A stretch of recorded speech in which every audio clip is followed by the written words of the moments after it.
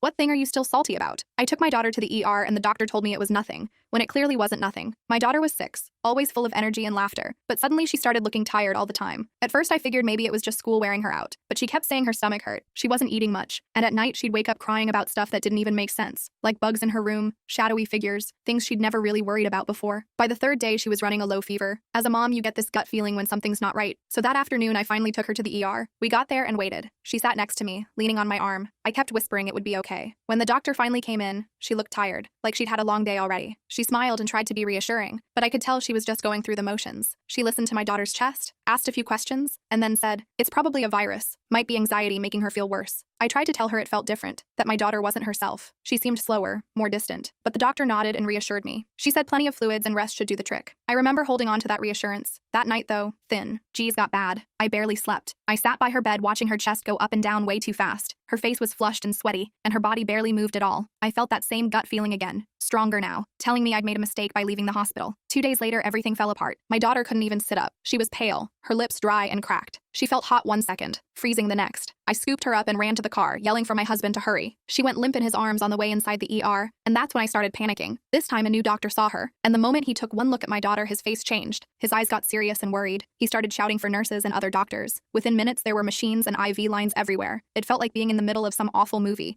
with alarms beeping and people running in and out. My knees buckled, and I remember just standing there, helpless, holding on to my husband's arm as tight as I could. After what felt like hours, the doctors finally told us she was stable. They said we'd gotten there just in time. My husband and I hugged each other, crying like we'd survived a plane crash. A bit later, I saw the first doctor, the one who'd sent us home before, standing at the end of the hallway. She looked pale, haunted even. I remember thanking her anyway, thinking maybe she'd been part of helping save my daughter somehow. She smiled back, but it looked strained and wrong. A day later, I overheard some nurses talking outside my daughter's room. I couldn't catch everything, but they mentioned something about a missed diagnosis. Then came the afternoon when the first doctor that checked on my daughter walked back into my daughter's room. My husband and I were sitting next to the bed, tired but finally breathing easier. The doctor's hands were visibly shaking. Her eyes were swollen and red, like she'd been crying. She quietly asked if she could speak to us. Then, in a voice barely louder than a whisper, she told us everything. She said she'd made the mistake that almost unalived our daughter. She'd thought back to our daughter's symptoms that night and how she had felt something was off. She admitted she ignored some warning signs, blaming anxiety instead of looking deeper. She told us she'd been too tired, and that was why she'd missed it. She said flat out that she'd made a mistake and was deeply sorry. My heart felt like someone punched right through it. Behind me, I heard my husband stand up so fast his chair crashed onto the floor. He practically shouted, "Are you serious? You almost unalive our daughter. You should be fired." His voice was shaking with anger. I stayed frozen, just staring at her, unable to speak. It hurt too much to even breathe. The hospital put her on leave right after that. They promised there'd be an investigation. My husband was furious. He wanted accountability, and honestly, so did I. But as I sat next to my daughter,